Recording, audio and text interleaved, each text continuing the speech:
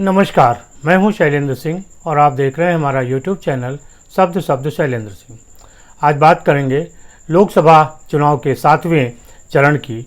उत्तर प्रदेश की जो 13 सीटों पर 1 जून को चुनाव होने वाला है, उनमें किस दल की क्या स्थिति है। पिछले लोकसभा चुनाव 2019 की बात करें तो इन 13 सीटों में से 11 सीटें भारतीय जनता पार्टी और उनके गठबंधन के पास थी, यानी 10 सीटें भारतीय जनता पार्टी के पास थीं और 1 सीट अपना दल के पास। 2 सीटें यहाँ पर बहुजन समाज पार्टी के पास थीं।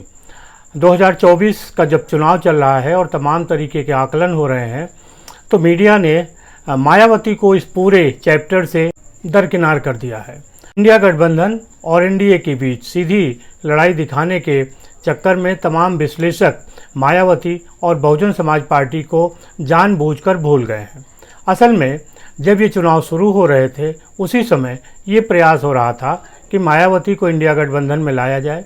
जब मायावती नहीं आई, तब एक दूसरी रणनीति तैयार की गई और इंडिया गठबंधन के जो चहेते पत्रकार हैं, उन्होंने एक नैरेटिव बनाया कि मायावती इस चुनाव से गायब हैं, जबकि पश्चिम से लेके और पूरब तक मायावती और उनकी पार्टी का अपना वर्चस्व है, उनकी अपनी सीटें रही हैं। 2019 में 10 सीटें जीती थी बहुजन समाज पार्टी ने और वो उत्तर प्रदेश में नंबर 2 की हैसियत से थी। अगर हम 7वें चरण की बात करें तो यहाँ भी मायावती के पास 2 सीटें हैं। बावजूद इसके चर्चा में मायावती को पूरी तौर से गायब कर दिया गया है ताकि इंडिया गठबंधन लड़ाई में दिखे और मुख्य फायदा इंडिया गठबंधन को हो।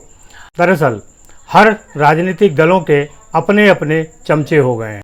चमचों के बारे में राहुल गांधी ने कहा कि प्रधानमंत्री नरेंद्र मोदी का इंटरव्यू उनके 4 चमचों ने किया, यानी मीडिया से जुड़े तमाम लोग जिन्होंने प्रधानमंत्री का इंटरव्यू किया, राहुल गांधी की नज़र में वो चमचे हैं।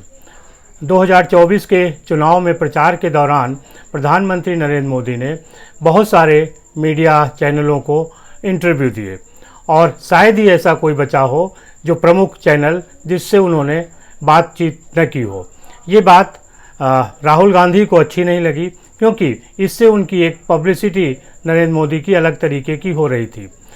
तब उन्होंने ये सवाल उठाया कि नरेंद्र मोदी के जो इंटरव्यू हो रहे हैं वो उनके चमचे ले रहे हैं।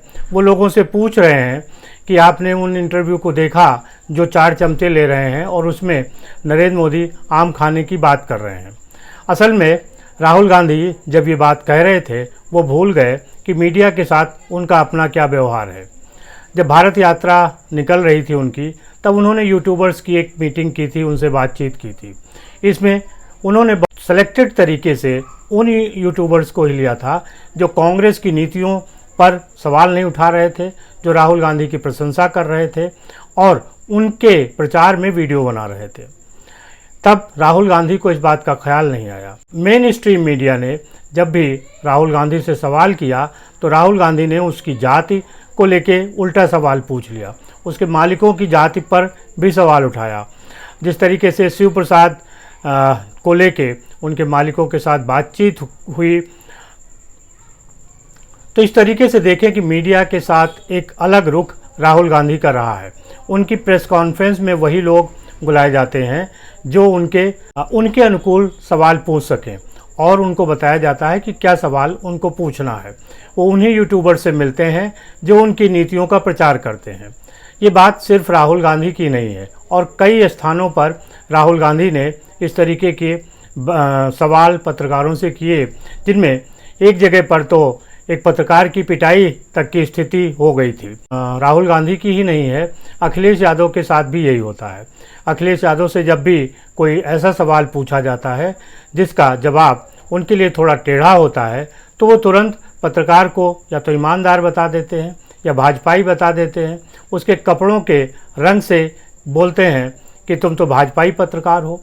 तो इस तरीके से पत्रकारों के साथ एक व्यवहार राहुल गांधी और अखिलेश यादव दोनों का रहा है। राहुल गांधी ने अब खुलकर बोला है कि नरेंद्र मोदी का जो इंटरव्यू करने वाले पत्रकार हैं वो चमचे हैं। दरअसल चमचे एक ही तरफ नहीं हैं, दोनों तरफ हैं और वही चमचे हैं जो मायावती को दरकिनार कर रहे हैं। मायावती के विश्लेषण करते हुए वो कहते हैं कि जब हम इन 13 सीटों का विश्लेषण कर रहे हैं तो 2019 के जो लोकसभा चुनाव हैं उनके अनुसार से नहीं करना चाहिए। इन विश्लेषकों के हिसाब से जो आकलन होना चाहिए वो 2022 के विधानसभा चुनाव से होना चाहिए। 2019 के चुनाव में असल में कांग्रेस और समाजवादी पार्टी दोनों को ही पूर्वांचल की इन 13 सीटों में से एक भी सीट नहीं मिली थी। ऐसे में अगर 2019 के हिसाब से आकलन होगा तो उनके जनाधार का खुलासा हो जाएगा।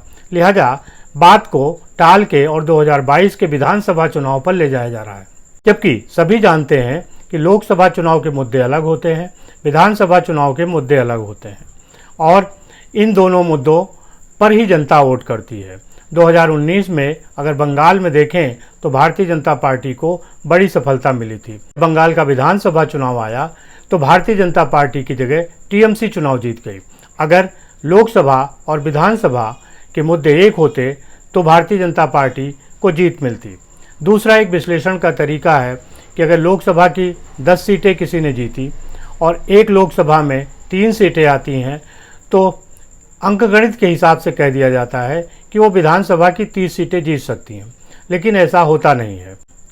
2019 के पहले मध्य प्रदेश भारतीय जनता पार्टी हार चुकी थी, लेकिन वहीं जब लोकसभा के चुनाव हुए तो भारतीय जनता पार्टी वहां जीती। इस हिसाब से ये साबित होता है कि लोकसभा चुनाव के मुद्दे और विधानसभा चुनाव के मुद्दे अलग अलग होते हैं।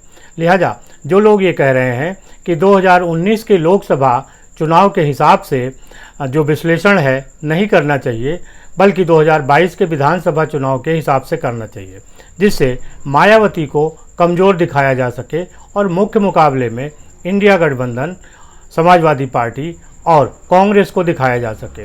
तो समाजवादी पार्टी और कांग्रेस को मुख्य मुकाबले में दिखाने के लिए उनके लोग विश्लेषक राहुल गांधी के शब्दों में चमचे ये काम कर रहे हैं कि मायावती को दरकिनार कर रहे हैं। वो दलित वोटों की बात नहीं करना चाहते, जबकि पूर्वांचल में एक बड़ा वोट दलित वोटों का है। और 2019 में समाजवादी पार्टी को जो सफलता मिली थी उसका सबसे बड़ा कारण ये था कि समाजवादी पार्टी और बहुजन समाज पार्टी का एक गठबंधन था और उस गठबंधन के नाते ही समाजवादी पार्टी को सफलता मिली थी। 2024 के चुनाव में समाजवादी पार्टी और कांग्रेस एक साथ है। कांग्रेस के पास कोई ऐसा वोट बैंक नहीं है, ना ही समाजवादी पार्टी ने कोई अपने वोट बैंक में बड़ी बढ़ोतरी की है। उल्टे बहुजन समाज पार्टी उनसे बाहर है। लिहाजा 2019 जैसा प्रदर्शन भी समाजवादी पार्टी के लिए मुश्किल होगा पूर्वांचल के इन क्षेत्रों में। ऐसे में मायावती को दरकिनार कर सिर्फ इंडिया गठबंधन की बात करना विश्लेषक अपने हितों से देख रहे हैं और एक तरीके से वो भी इंडिया गठबंधन की चमचागिरी ही कर रहे हैं। राहुल गांधी को दूसरे पर सवाल उठाने से पहले एक बार कम से कम अपनी तरफ भी एक उंगली उठानी चाहिए और देखना चाहिए कि मीडिया के साथ उनका व्यवहार कैसा रहा है। मायावती के साथ मीडिया का सौतेला व्यवहार हमेशा से रहा है और वो मायावती को अंडर एस्टिमेट करते रहे हैं। इस चुनाव में शुरू से ये हो रहा है, बावजूद उसके बहुजन समाज पार्टी और मायावती अपने हिसाब से चुनाव लड़ रही हैं, विपक्षी दलों के लिए चिंताएं बढ़ा रही हैं। अब मतगणना के बाद पता चलेगा कि मायावती ने क्या खेला किया है। आपको क्या लगता है ज़रूर बताइएगा। शुक्रिया, धन्यवाद।